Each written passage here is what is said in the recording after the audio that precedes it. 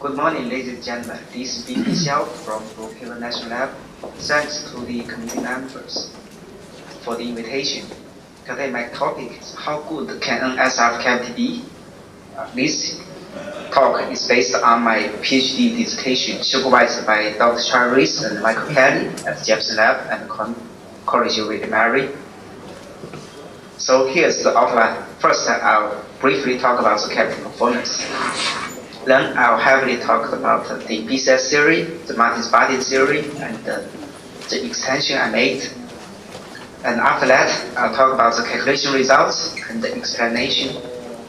And I will give you some examples to see how good this theory can fit with experiments. And finally, I'll give you a summary. Since this talk is based on B.Xiao theory, multi-body theory, and a paper I developed in 2013. So it's heavily coated based on these three papers, which I'm not going to quote again after that. So first, let me explain what's RF surface impedance in a cavity. We know that for a DC current, basically there's no surface resistance.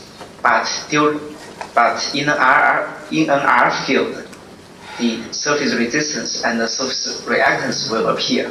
So here is basically an SRF device, and here's the SRF cavity, and the charged particles passing through the beam pipe will get accelerated by the electromagnetic field inside the cavity. And here's the pattern of the electric field and the magnetic field inside an SRF cavity.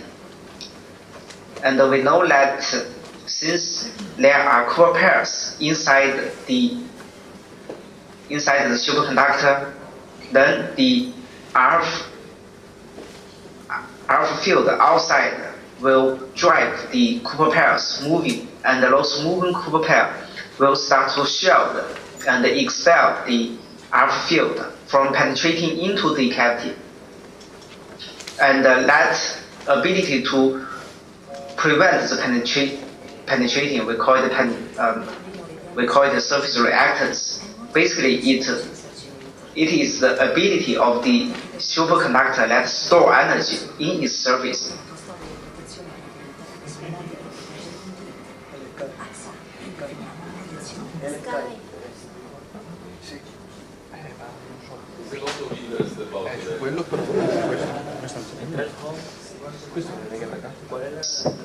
And the photons that penetrating into the superconductor will scatter with the so-called Corsi particles, which is non-Cooper pairs inside the superconductor, which will cause thermal effect, which is characterized by surface resistance. So the surface resistance and the surface reactance, they combine together to get the surface impedance. So normally, how we characterize the cavity performance, we measure the so-called quality factor over the peak magnetic field, which is in millitesla. And the quality factor actually is directly related to the surface resistance. And of course, we need a series to explain how good can an SRF cavity be in the field manner and also in the quality factor manner.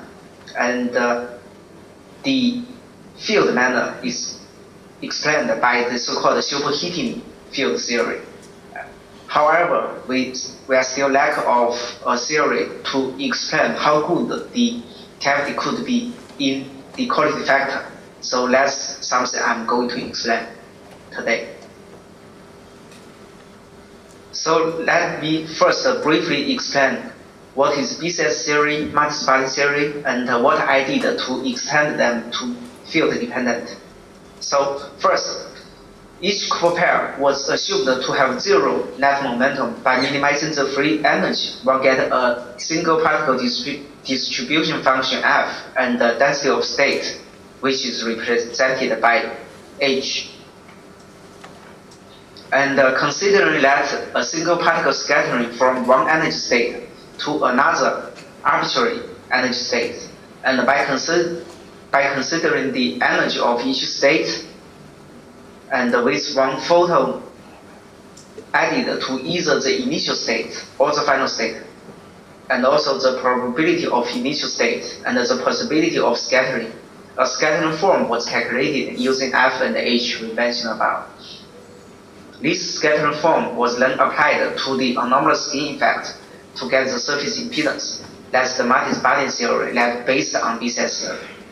So what I did is that first we assume that all Cooper pairs they move with the same velocity vs, and apply this assumption to the BCS theory to get a new form of f and h. And this new f and h are then applied to a new scattering form, thus a new surface impedance. And of course, by assuming that all Cooper pairs move with the same velocity, we are actually considering a DC cases, and we need to average this effect over both RF cycle and the depth into the surface to get the effective surface resistance, I call it RS, under different fields. And I want to let you know that this assumption, all Cooper pairs move with the same velocity, is not an assumption I first made. It was originated in the BCS theory. And here, the averaging over both RF cycle and the depth, I'm not the first one to do that. And actually, Enzo is familiar with that because he already published a paper long time ago. And here are some justifications of this extension. The first thing I want to mention is that since it's based on BCS theory, it's a mean field theory. It's not like Eliasberg theory. So consider that single photon absorption only, and it's also same as the multi-spotting theory, differs from what the Weiser published in PRL recently. And I have a discussion with the Weiser, and he agrees that this single photon absorption is exactly what happened in the Niobium. And here we dealing with moving Cooper pairs, and it's the same as what multi-spotting dealt with long time ago in his calculation of critical current and critical field. And the way to deal with the mean free path is exactly the same as multi-spotting theory. And I want to emphasize that in my calculation is based on the idle case, which means the best performance a cavity can achieve. And a cavity with short mean free path is not necessary to be a non-idle cavity. And no extra parameters needed except those already in multi-spotting theory plus the rigid resistance. And finally, the justifications should be based on the experimental results. So how good it can explain experimental results. So let's go into the details. So first, two particles can be attractive to each other with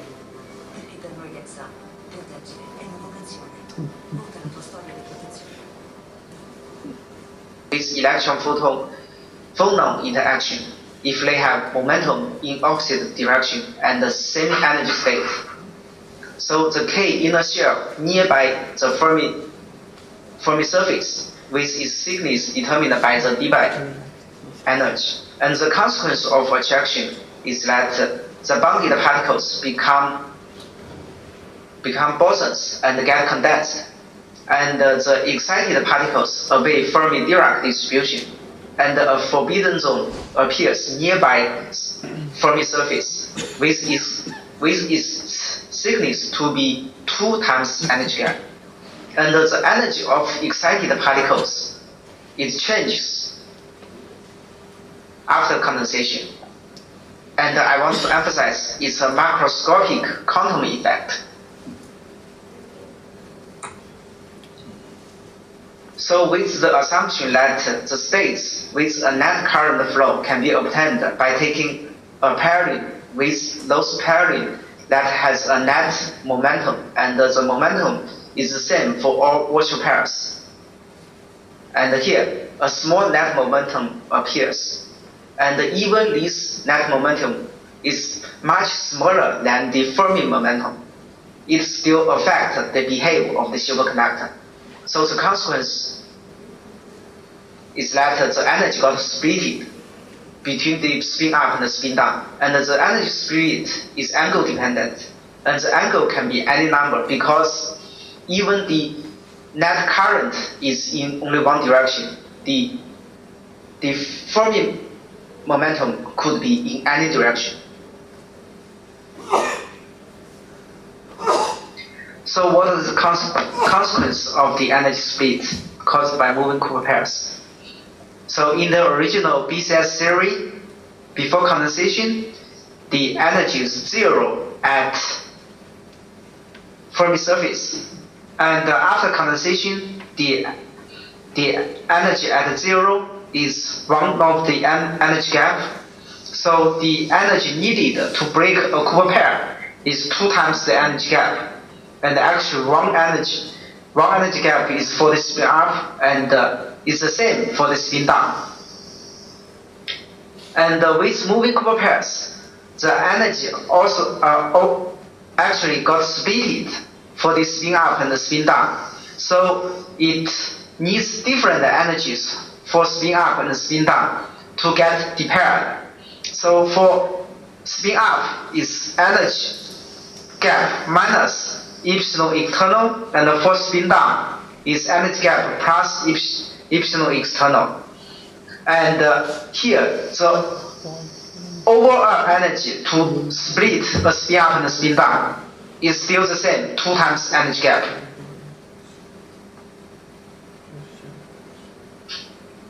And after the F and the H modified by moving Cooper pair, you can see that it's actually caused by the split of energy. So if you have an energy split, if you have an energy split, then the F, which is based on the energy, will also get splitted, and it's also angle dependent. So that the density of state actually also depends on the angle. And also the single particle distribution also depends on the energy, which depends on the angle.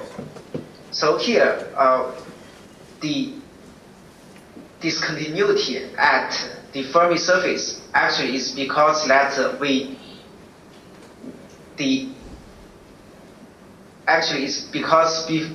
below the Fermi surface we are talking about holes, and after Fermi surface we are talking about electrons.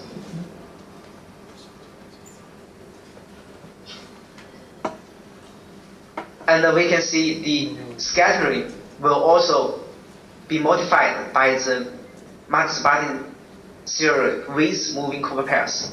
So here is this column is the BCS with multi-spotting theory, and this one is the extension. We can see that the momentum changes from 0 to 2 times Q after the extension, and the initial state and the final state also they have different energies before and after the extension. And here X and O represent that this is occupied and this O is not occupied. And we also have the status of the initial, we also have the status of the K and the K prime to be ground or excited. And we can calculate the energy difference between the initial state and the final state. And we can see that the energy difference got changed after we extend this theory. And the probability of initial state is F-dependent, and the scattering matrix elements is H-dependent. And in the energy difference, we will add an additional part, which is the photon. And we have a small number s here, which we will make it go to 0 in order to calculate both surface resistance and the surface reactance. And we can see from here that the scattering happens between any 2k and k prime. It still happens to any 2k and k prime after the extension, but with an additional momentum. And the energy will also get changed. So the final expression is a quadruple integration. Besides the integrations in energy and in reciprocal space shown in the multi-spotting theory, the extension has two additional integrations in angles related to k and k prime. And the averaging over both arc cycle and depth into the surface requires two additional integrations. And a mathematical script was developed to calculate the surface resistance versus peak magnetic field. It is slow, but it works. No parameter fittings can be done using current script due to the slow calculation speed. And here's the calculation result. And the first thing I want to emphasize is that the result at the 0 field actually is exactly the multi-spotting field, is what multi-spotting theory suggested. And actually the form is also exactly the same. And you can see here the surface resistance first decreases and then increases. And here, this number actually should be average. It's before the averaging over half period and in depth. So a question must be asked, why there's a reduction on the surface resistance? To understand that, we need to take a look in the original multi-spotting theory. So what was described in there is that any energy state K could jump to any energy state K prime with absorbing or releasing a photon. And in this procedure, there's no energy conservation because that's a quantum effect. However, the overall effect is energy reserved. It jumps from energy E to energy E plus a photon energy with absorbing a photon, and the net effect is releasing energy cause surface resistance.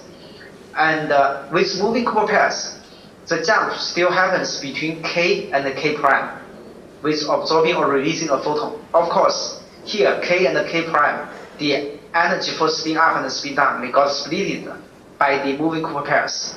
And it mathematically equals to the following procedure. Any energy at E plus epsilon external, it jumps to any energy E plus epsilon prime external plus a photon energy, which means any point on the red circle could jump to the any point on the purple circle.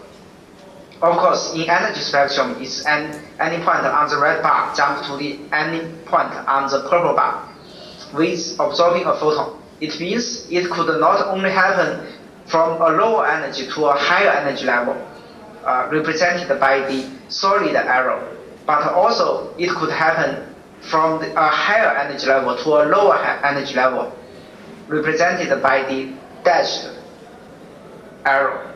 And the dashed arrow procedure will borrow energy from the solid arrow procedure and cause an overall reduction effect. So the source is the angle between Fermi velocity, which could be any direction, and the Cooper pair velocity. And this angle causes an energy split with angle dependence. And the consequence is that the energy split causes an overall reduction effect in scattering. And we also mathematically approve that. So in the extreme anomalous limit and the low temperature approximation, the surface resistance depends on three terms, which showed in the middle. And the first term, which is related to the modified single particle distribution, and is also angle dependent, it will reduce with increasing field, and this reduction will cause an overall reduction on the surface resistance. And the second term actually appears in one of the Dr. Alex Gravich's paper, and this term will cause the surface resistance increase with increasing field. And the third term will also cause an increasing effect. So these three terms competing to each other and determines the surface resistance. And please note here, PF times Vs could be much larger than photon energy, which means the circles or the bars, they can be even larger and larger. But the overall idea is the same, is still the same, and the conclusion is still the same. So we talk about the theory and how it compares with the experiments, and we have some good results both at 1.5 gigahertz and at 1.3 gigahertz. One is from Jefferson Lab, and the other one is from Fermi Lab. So we can see from here that it agrees with our prediction pretty well. And I still want to emphasize, there's no need for extra parameters in this fitting. Actually, it's not even a fitting. We just choose some arbitrary numbers here and get the results. And here are more data that presented in LINAC 2014, and we choose some textbook values and get the surface resistance, and we added an additional 1.9 nano ohm residual resistance, and we got these fittings. We got these results, and we actually predicted the behavior at low temperatures. And of course, there are some doubts about the inconsistency at the beginning, here, and here. And there are several possibilities. First, the choice of parameters, because we didn't really choose any parameters based on the experiments. We choose some arbitrary numbers. The second one is the measurement error, which you can see from the error bar. And the third one is the cavity performance. It might be able to be further improved, which means these experimental data could be more deeper. Then we can reduce the surface resistance, get a better fitting. And there are some facts that are not considered in this model, and like the photon distribution, because we use a mean field theory, and some multiple photon absorption. I mean, no matter how small it is, we might still want to include that effect into here, and some additional nonlinear effects, etc. Very exciting, right? But please, let's be honest.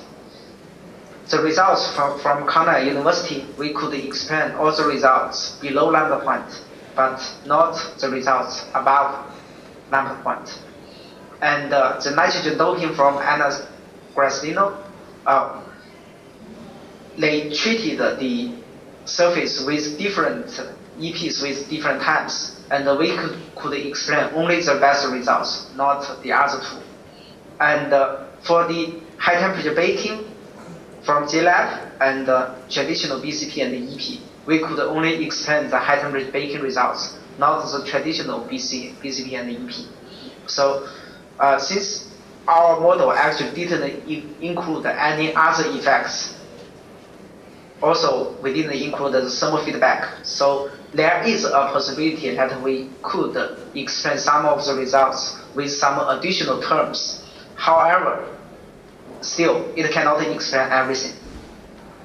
So here's the summary. The previous surface impedance calculations are available only for the low field limit, and a field-dependent derivation of the multi-spotting theory of SF surface impedance has been developed. The extended range of gradients is treated for the first time, and without any extra parameters except those from original multi-spotting theory.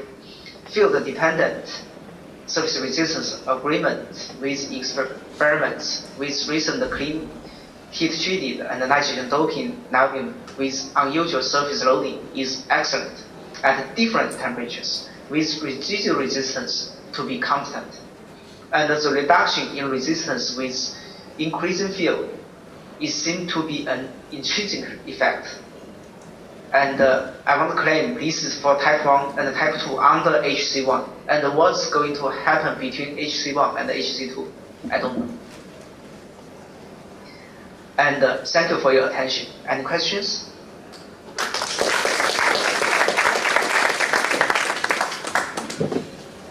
Yeah, thank you very much. Bing, can you hear us when we talk into the microphone? Yes, I can. Okay, good. So, yeah, the paper is open for questions. There'll be a test after lunch on all the theory.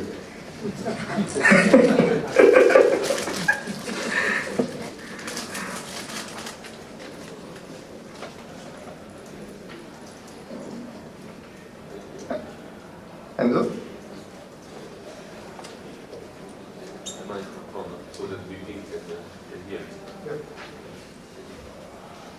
Hi, Bing. First of all, thank you very much. This is Enzo. Thank you very much for your presence. It's impressive that you are on the other side of the ocean and we are talking just as you are in the room. And my question to you is the following. I understand that really Matisse-Bardeen could be prolongated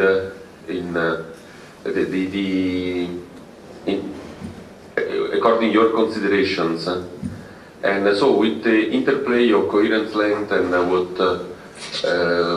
and purity of the niobium, as a function of the purity of the niobium, you can justify that.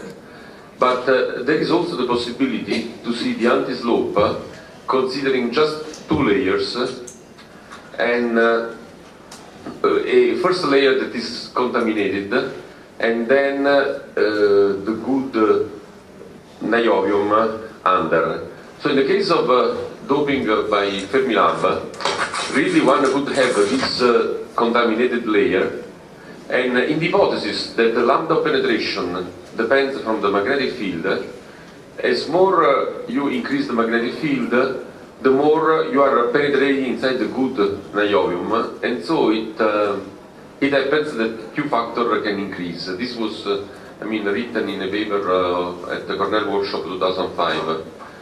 This would also justify why it must be done progressive chemical polishing, because when you do the nitrogen doping, you have a different concentration on the surface, and the first progressive etching eliminates the niobium that is too much contaminated, and then you arrive to the right concentration of impurities that can make this role. Do you think that this could be added to your theory, or not?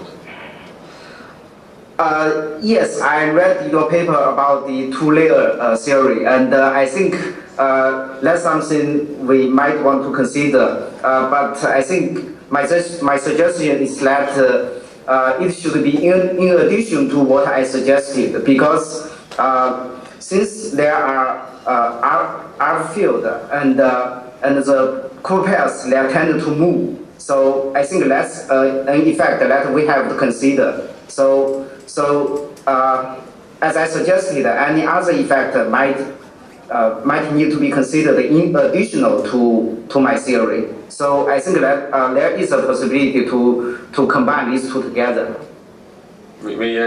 Yes, but my hypothesis is that if you combine the two models together, maybe you could interpret also the other data from Fermilab.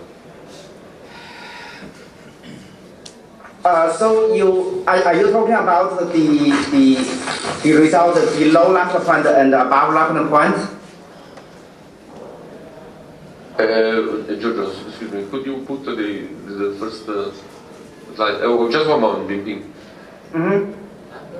So here's the outline. First, I'll briefly talk about the capital performance. Before. No. Good morning, ladies and gentlemen. Yeah, this Very one. exciting, Yeah. right? Exciting. Let's be honest. Let's be honest. Yes. Yeah. Results from Yes, you see that you are etching the cavity for 5 microns, 7 microns and 10 microns. And then it's changing the slope. In my opinion, maybe if you combine the two models, the two layers, and your theory, maybe you can have a complete interpretation of what is happening. Because when you are etching, in a certain sense, you are removing the enough dirty layer that is useful for the anti-slope, and then you are getting back in a contaminated layer. So this would make me understanding that there is a right concentration of nitrogen which you have the anti-slope. And this is perfectly consistent with your theory. Maybe I mean, one could think in both sense. Oh, okay. Now I understand what you are talking about. I mean, my claim is that basically my calculation suggests the best result that can be achieved, and I believe the best result is not only produced by nitrogen doping, but also high temperature baking. And high temperature baking, I agree with you that there is also a possibility that the high temperature baking might also get contaminated. And we might need more experimental results to justify that. Okay, Alex has a question. Hi, Jinping. This is Alex. You have to turn on the microphone. Hello. Hi, this is Alex.